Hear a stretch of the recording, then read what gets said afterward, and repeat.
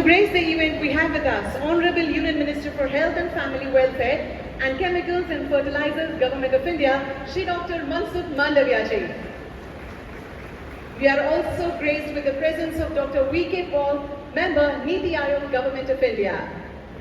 Honorable Health Minister of Gujarat State, Shri Rishikesh Bhai Patel. Ms. S. Aparna, Secretary, Department of Pharmaceuticals, Ministry of Chemicals and Fertilizers, Government of India. Shri Rajkumar, Chief Secretary, Government of Gujarat. Shri S. J. Haider, ACS Industries, Government of Gujarat. Shri Kamlesh Kumar Pant, Chairman, NPPA. Shri Suresh H. Vazirani, Chairman, TransAsia Biomedicals Limited. And also we have with us Shri Tushar Sharma, Managing Director and General Manager, Abbott and Vascular, Chairman FICCI Medical Device Committee. Thank you very much all the esteemed dignitaries for gracing today's very important event, and we are sure we shall benefit from the knowledge that will be shared by you.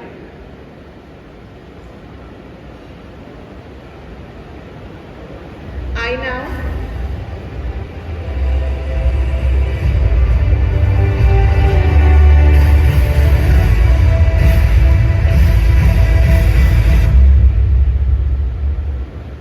Thank you. I would now humbly request the esteemed dignitaries on the dais to kindly step forward for the lamp lighting.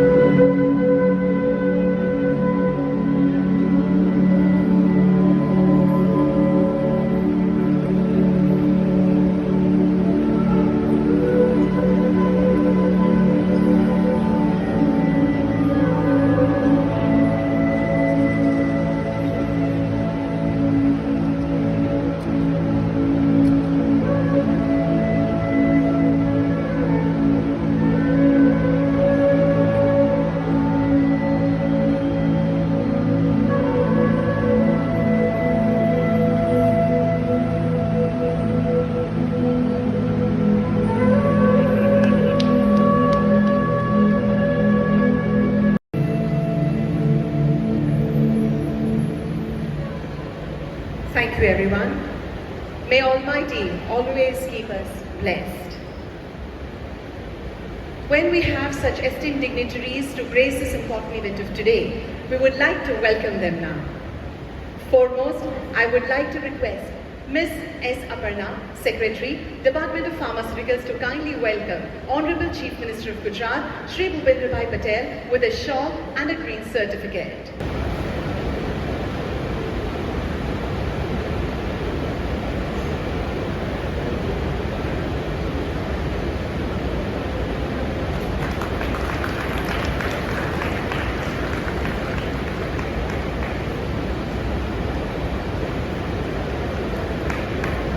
Thank you.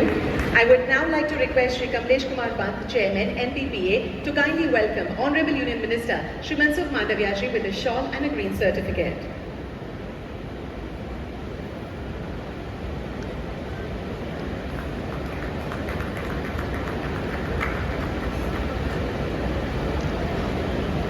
Thank you.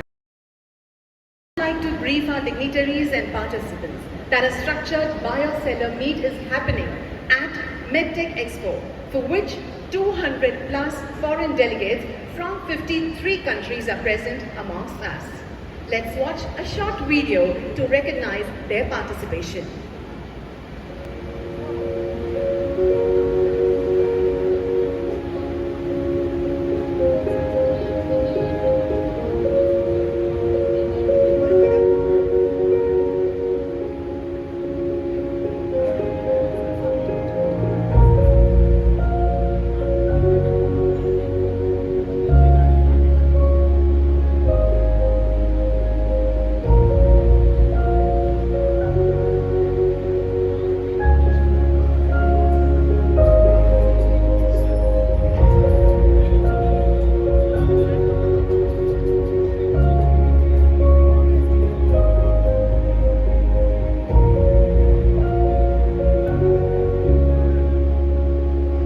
अब मैं अत्यंत आनंद और गर्व के साथ भारत सरकार के माननीय केंद्र स्वास्थ्य एवं परिवार कल्याण और रसायन एवं उर्वरक मंत्री डॉक्टर मनसुख मांडविया जी से अपने विशेष संबोधन देने के लिए आमंत्रित करना चाहती हूँ।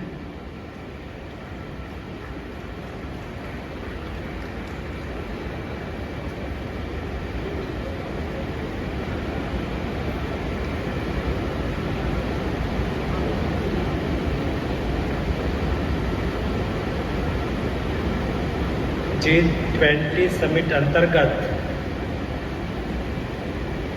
आयोजित इंडिया मेडटेक एक्सपो 2023 के इनॉग्रेशन अवसर पर हमारे बीच में उपस्थित राज्य के यशस्वी मुख्यमंत्री आदरणीय भूपेंद्र भाई, नीति आयोगના સભ્ય ડૉક્ટર વી.કે. પોલજી, राज्यना यशस्वी आरोग्य मंत्री श्री ऋषिकेश भाई पटेल जी, हमारे फार्मा विभाग की secretary S Aparna ji, Rajiv Kumar ji, SJ. Haider जी, कमलेश कुमार पंत जी, तुषार शर्मा जी, सुरेश वजीरानी जी, सभी उपस्थित डेलीगेट्स भाई एवं बहनों, आज मेरे पहले वक्ताओं ने देश में मेडिकल डिवाइस सेक्टर में इन्वेस्टमेंट की अपॉर्चुनिटी, देश की क्षमता, उसके बारे में विस्तृत रूप में बताया है। दोस्तों, मैं आपको आज के अवसर पर बताना चाहता हूं कि मोदी जी के नेतृत्व में देश बदल रहा है, देश आगे बढ़ रहा है और नया भारत का निर्माण हो रहा है। दोस्तों, नया भारत कैसा हो? प्रधानमंत्री जी ने जब से कार्य संभाला है तब से एक वर्क कल्चर में 360 डिग्री बदलाव किया। मैं सालों से राजनीति में हूँ। सरकार आती है, सरकार डिसीजन करती है, लेकिन ये डिसीजन टोकन के रूप में होता है। मोदी जी ने अपने कार्यकाल में जो डिसीजन किए हैं, मोदी जी की जो सोच है वो टोकन अप्रोच वाली नहीं है। मोदी जी हमेशा टोटल में सोचता है। हमें डेवलपमेंट करना है, विकास करना है, आगे बढ़ना है, तो हमें होलिस्टिक अप्रोच लेना होगा। हमें 360 डिग्री से डिसीजन करना पड़ेगा। केवल हम हेल्थ सेक्टर के बारे में सोचें कि हम डिस्पेंसरी चालू कर दें, नहीं होगा। दोस्तों, जब डिस्पेंसरी चालू करते हैं तब डिस्पेंसरी में डॉक्टर चाहिए, डिस्पेंसरी में मेडिसिन चाहिए, डिस्पेंसरी के लिए इंफ्रास्ट्रक्चर चाहिए। एक होलिस्टिक अप्रोच जब बनता है तब एक हेल्थ बनता है, तब एक डिस्पेंसरी बनता है। आज तक यही स्थिति चलती रही, त्रुटक सोच से देश एक होलिस्टिक अप्रोच के साथ आगे नहीं बढ़ सका। लेकिन जब से मोदी जी ने अपने कार्यकाल के दरमियान जो डिसीजन किया है, मैं आप आज हम फार्मा सेक्टर के लिए, मेडिकल डिवाइस के लिए यहाँ उपस्थित हुए हैं। मेडिकल डिवाइस सेक्टर आज देश में एक ऐसा सेक्टर है, because India is a emerging country, emerging economy, middle class बढ़ रहा है, अपर मिडिल क्लास बढ़ रहा है, 1.3 बिलियन पॉपुलेशन है, देश की जरूरतें बढ़ रही है। ऐसी बढ़ती जरूरियातों के सापेक्ष में देश में फार्मा सेक्टर में आत्मनिर्भरता कैसे आए? तो केवल हम बात करते रहेंगे कि आत्मनिर्भरता की दिशा में हमें जाना है, विषय पूरा नहीं होगा। आपने देखा होगा ड्यूरिंग कोविड क्राइसिस देश ने उस वक्त सोचा और मोदी जी ने हमें डायरेक्शन दिया कि देश में 52 ऐसा एपीआई है जो एपीआई देश में बनता ही नहीं है, और ये एपीआई 95% एबव हम इंपोर्ट करते हैं, वो भी चौक्कस कंट्री से करते हैं। वो देश में नहीं आएंगे या तो वो कंट्री सप्लाई बंद कर देगी, देश की स्थिति क्या होगी। मोदी जी ने कहा आत्मनिर्भर भारत के तहत हम इंडिया में एपीआई बना सकते हैं। हमारे अपर्णा जी सब लोगों ने उसके लिए स्कीम डिजाइन की, PLI 14,000 करोड़ रुपीस, और देश ने तय किया। दोस्तों, देश में ब्रेन पावर और मैन पावर और एंटरप्रेन्योरशिप की ना कभी कमी थी, ना आज कमी है। सवाल इतना ही है, उसको अवसर देना। समय इतना ही है, उसको अपॉर्चुनिटी देना। मोदी जी ने केवल यही किया। PLI 1 स्कीम के माध्यम से 43 एपीआई को आइडेंटिफाई करके देश में उसको मैन्युफैक्चरिंग करने के लिए क्या दिक्कत है। दोस्तों, आवश्यक होता है डिसीजन के पीछे कंसल्टेशन का। हमारी इंडस्ट्रीज के साथ डिटेल कंसल्टेशन हुआ। क्यों इंडिया में एपीआई नहीं बनता है? इंडिया की क्षमता नहीं है क्या? इंडिया पहले पेनिसिलिन का एपीआई बनाता ही था, लेकिन क्यों इंपोर्ट होने लगा? तो आइडेंटिफाई हुआ कि देश में रिसर्च है, देश बना भी सकता है, बनाता भी था, लेकिन दुनिया ने हमसे सस्ता बनाना चालू किया। हमने समय के साथ नीति को नहीं बदला, पॉलिसी नहीं बदला, रिफॉर्म नहीं किया। आज हमारी मैन्युफैक्चरिंग कॉस्ट ज़्यादा है, इसलिए हम नहीं बना पा रहे हैं। क्या करना चाहिए? तय किया कि भाई कितने % हमारी मैन्युफैक्चरिंग कॉस्ट और इंटरनेशनल मार्केट के सापेक्ष में गैप कितना है। आइडेंटिफाई हुआ कि एपीआई में 20%, 10%, इतना ही परसेंटेज PLI स्कीम के लिए उसको दिया गया। इतना ही नहीं, देश में वो मैन्युफैक्चरिंग होना चालू हो गया। लेकिन भविष्य में इंडिया एपीआई में, इंडिया मेडिकल डिवाइस में आगे बढ़े। Not only for pharmacy of the world, हम फैक्ट्री ऑफ द वर्ल्ड बने। उसके लिए हमें डिसीजन करना होगा। उसमें से 3 बल्क ड्रग पार्क का डिसीजन किया गया। 1000 crore rupees 3 bulk drug park ने मोदी जी ने अप्रूव दिया। 4 मेडिकल डिवाइस पार्क। दोस्तों, 4 मेडिकल डिवाइस पार्क के द्वारा एक मेडिकल डिवाइस के लिए इकोसिस्टम कैसे बने, उसके लिए विचार किया गया। इतना ही नहीं, हम मेडिकल डिवाइस पार्क बना रहे हैं, बल्क ड्रग पार्क बना रहे हैं, लेकिन 10,000 से अधिक यहाँ MSME फार्मा इंडस्ट्रीज है। हमारे फार्मा इंडस्ट्रीज क्वालिटी मैन्युफैक्चरिंग करे, उसके लिए क्या करने की आवश्यकता है। दोस्तों, कंसल्टेशन से आउटपुट निकला कि हमें गुड मैन्युफैक्चरिंग प्रैक्टिस करना है, तो हमारा प्लांट को अपग्रेड करने के लिए असिस्टेंस देना पड़ेगा। इंडस्ट्रीज असिस्टेंस स्कीम के रूप में सहयोग देने के लिए पॉलिसी लाई गई, मेडिकल डिवाइस पॉलिसी लाई गई। दोस्तों, समय समय के साथ रिसर्च और इनोवेशन की भी आवश्यकता होती है। रिसर्च और इनोवेशन के लिए फार्मा रिसर्च पॉलिसी भी लाई गई। इंडस्ट्रीज और एकेडेमिया लिंकेज के लिए नाइपर को सशक्त किया गया। नाइपर के द्वारा आज मेडिकल डिवाइस सेक्टर में MSME है, उसको कुछ रिसर्च करना है, किसी को इंडिविजुअल रिसर्च करना है। दोस्तों, सालों तक हम ब्लॉक रहे।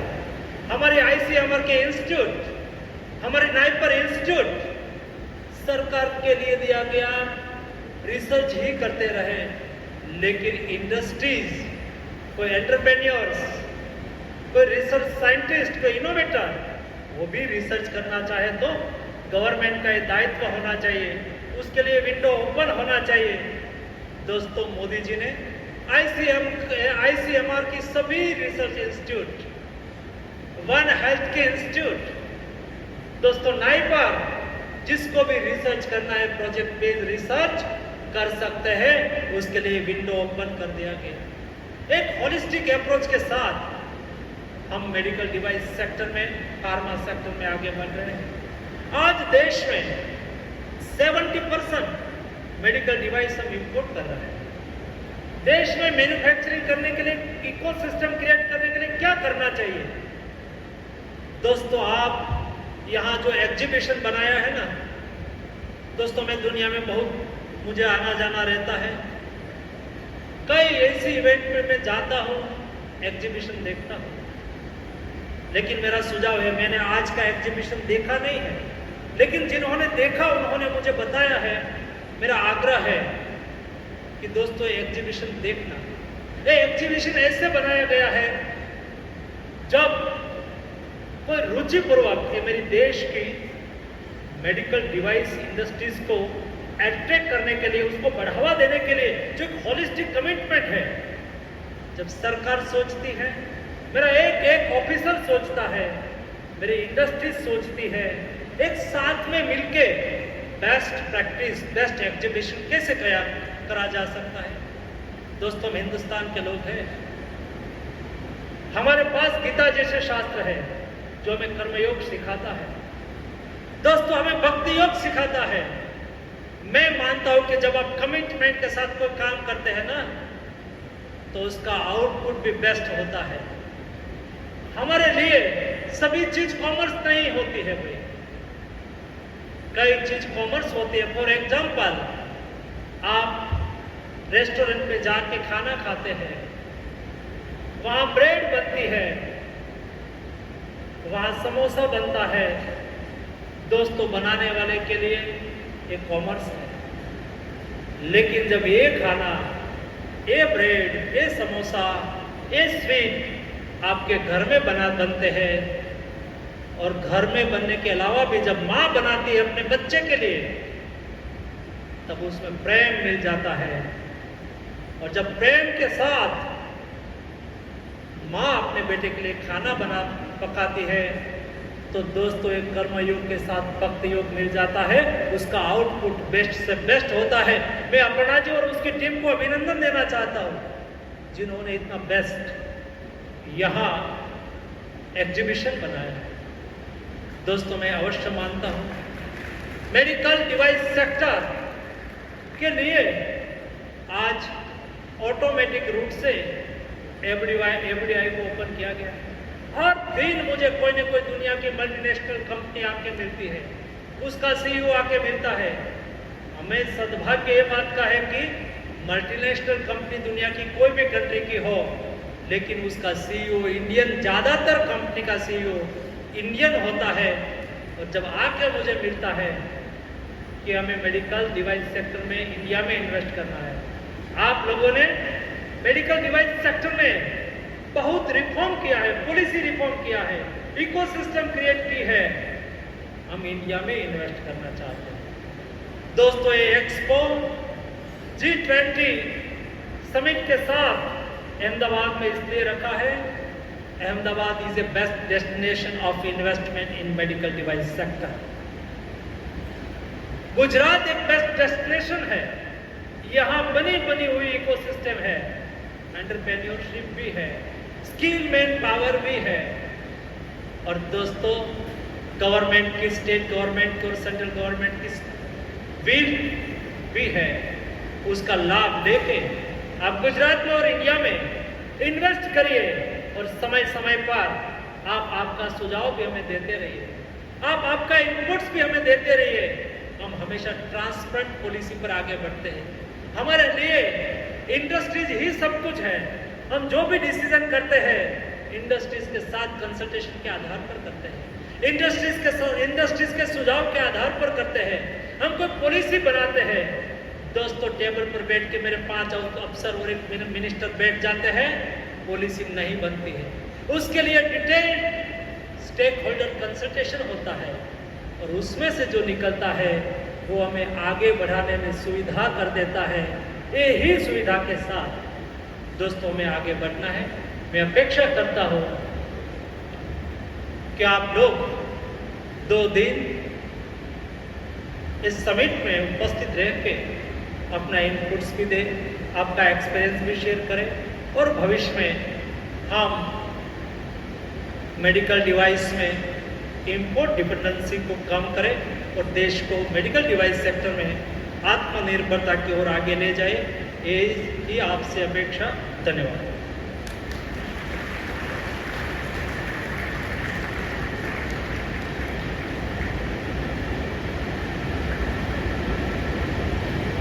माननीय मंत्री महोदय, आपके प्रोत्साहनपूर्ण शब्दों के लिए आपका भी बहुत बहुत धन्यवाद। जिनके सक्षम नेतृत्व, जिनके निरंतर मार्गदर्शन और जिनकी दूरदर्शी नीतियां गुजरात के विकास और प्रगति के लिए अति महत्वपूर्ण हैं, वैसे हमारे गुजरात राज्य के माननीय मुख्यमंत्री श्री भूपेंद्र भाई पटेल को आइए उनके विशिष्ट संबोधन के लिए तालियों की गड़गड़ाहट के साथ आमंत्रित करते हैं।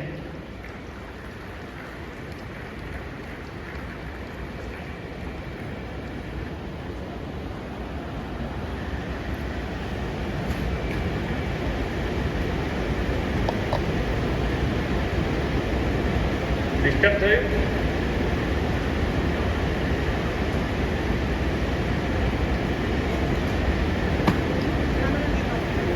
केंद्रीय औषध विभाग द्वारा आयोजित इंडिया मेडटेक एक्सपो के शुभारंभ के दिव्य अवसर पर मेरे साथ मंच पर उपस्थित केंद्रीय स्वास्थ्य मंत्री डॉक्टर मनसुख भाई मांडविया जी, मेरे साथी मंत्री ऋषिकेश भाई पटेल, नीति आयोग के सदस्य डॉक्टर वी.के. पॉल, मुख्य सचिव श्री राजकुमार जी, केंद्रीय सचिव श्री एस. अपर्णा जी, अधिक मुख्य सचिव एस. हैदर, केंद्रीय सह सचिव श्री रविंद्र प्रताप सिंह, एनपीपीए के चेयरमैन श्री कमलेश कुमार पंत, FICCI के मेडिकल डिवाइसेस कमेटी के अध्यक्ष श्री तुषार शर्मा जी, मेडिकल एवं फार्मा क्षेत्र के सभी महानुभाव, आमंत्रित अतिथिगण, प्रेस मीडिया के मित्र, सभी को मेरा नमस्कार। महात्मा गांधी, सरदार वल्लभ भाई पटेल और विश्व नेता और प्रधानमंत्री परम आदरणीय श्री नरेंद्र भाई मोदी की जन्मभूमि गुजरात में आप सभी का हार्दिक स्वागत करता हूं। गुजरात के शपूत सरदार साहब ने अनेकता में एकता का मंत्र अपनाकर अखंड भारत का निर्माण किया। माननीय प्रधानमंत्री श्री नरेंद्र भाई मोदी जी ने स्वराज को सुराज्य में बदलने की दिशा दिखाई है। सुराज्य का अर्थ है सर्वे भवन्तु सुखिनः, सर्वे सन्तु निरामया। स्वास्थ्य सेवाएं, चिकित्सा सुविधाएं और दवाएं सामान्य जन, गरीब जन, वंचित और हाशिए पर पड़े लोगों पर तक पहुंचे, यही सुराज्य है। यहाँ आयोजित मेडटेक एक्सपो इसी तरह के निरामय परिस्थिति को बनाने की दिशा में एक अच्छा कदम है। मुझे विश्वास है कि जो भी इस मेडटेक एक्सपो में आएगा वह फ्यूचर ऑफ डिवाइसेस, डायग्नोसिस और डिजिटल के मंत्र को साकार होता देख पाएगा। माननीय प्रधानमंत्री जी ने वर्ष 2047 तक भारत को एक विकसित राष्ट्र बनाने की संकल्प की घोषणा की है। इस समय के दौरान भारत को कैसे ग्लोबल मेडटेक हब बनाया जाए, यह एक्सपो इसके लिए एक दिशा निर्धारित करेगा, ये मेरा विश्वास है। इस एक्सपो के आयोजन में मेडटेक इंडस्ट्रीज से जुड़े एंटरप्रेन्योर्स, स्टार्टअप, हॉस्पिटल्स, रिसर्च और इन्वेस्टर्स सहित सभी स्टेक होल्डर्स को एक ही छत के नीचे आने और इस सेक्टर की प्रोग्रेस को लेकर एक साथ चर्चा करने का अवसर प्रदान किया है। एक समय था जब देश में स्वास्थ्य सुविधाओं का दायरा बहुत सीमित था, संसाधनों की कमी हुआ करती थी। यदि किसी व्यक्ति को कोई गंभीर बीमारी हो या हृदय में कोई ऑपरेशन का स्टेंट लगाना हो, तो कोई कृत्रिम अंग ट्रांसप्लांट करवाना हो, तो अक्सर विदेश और महंगे साधनों पर हमें निर्भर रहना पड़ता था। लेकिन आज तस्वीर बदल गई है। आज हमारा देश आत्मनिर्भर हो रहा है। आदरणीय प्रधानमंत्री श्री नरेंद्र भाई के नेतृत्व में भारत ने सदी की सबसे बड़ी महामारी का डट कर सामना किया। इतना ही नहीं, प्रधानमंत्री जी की प्रेरणा से विश्व के 100 से अधिक देशों में कोरोना वैक्सीन पहुंचाकर वसुधैव कुटुंबकम के हमारे आदर्श को चरितार्थ भी किया है। प्रधानमंत्री जी ने महंगे हेल्थ सर्विसेज, इक्विपमेंट और मेडिसिन को सामान्य जन और गरीब जन के लिए आसानी से उपलब्ध कराया है। इतना ही नहीं, उन्होंने मेक इन इंडिया कार्यक्रम के तहत भारत में ही मेडिकल डिवाइसेस और मेडिसिन के निर्माण को भी प्राथमिकता दी है। उनके इन सभी प्रयासों का परिणाम है कि आज भारत विश्व की फार्मेसी बन गया है। मेरा मानना है कि इस एक्सपो के लिए गुजरात का चयन सही और सामयिक है। गुजरात देश के विकास का रोल मॉडल है। Gujarat manufacturing sector, pharmaceutical sector, agriculture और सोशल सेक्टर, इन सभी में एक अग्रसर राज्य है। फार्मास्यूटिकल सेक्टर की इंडस्ट्रीज के लिए गुजरात फेवरेट डेस्टिनेशन है। आज की स्थिति की बात करें तो गुजरात में फार्मा सेक्टर की 5,600 से अधिक मैन्युफैक्चरिंग यूनिट्स काम कर रही है। सौराष्ट्र के राजकोट में मेडिकल डिवाइसेस पार्क और दक्षिण गुजरात के झेड़िया में बल्क ट्रक पार्क का निर्माण कार्य प्रगति में है।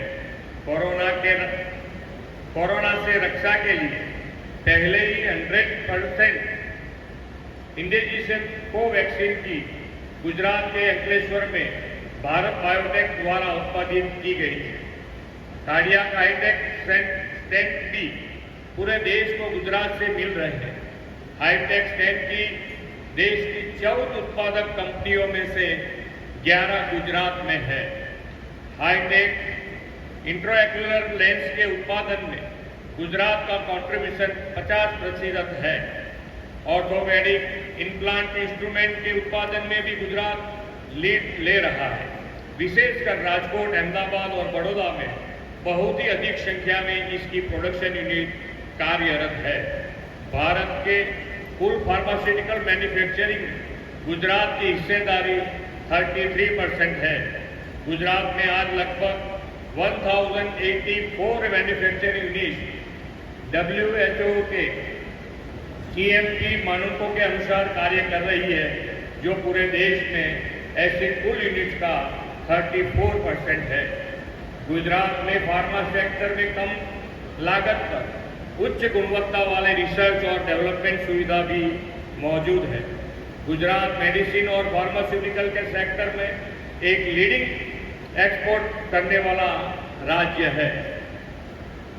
गुजरात में फार्मास्यूटिकल इंडस्ट्रीज को व्यापार करने में और आसानी हो और बेहतर माहौल मिले, इसके लिए गुजरात की सरकार पूरी तरह से प्रतिबद्ध है। मुझे आशा है कि यह कार्यक्रम गुजरात के फार्मा सेक्टर को सस्टेनेबल ग्रोथ प्रदान करेगा।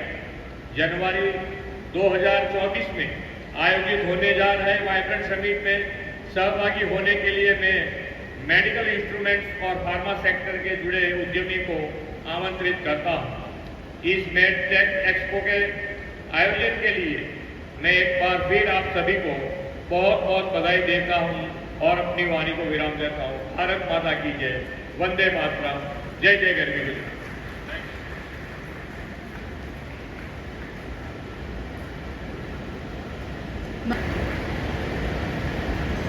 Thank you very much, sir, for your warm, thankful note. With this, we declare the end of the inaugural session of India MedTech Expo 2023 and move towards another session. Once again, we thank all the esteemed dignitaries on the dais.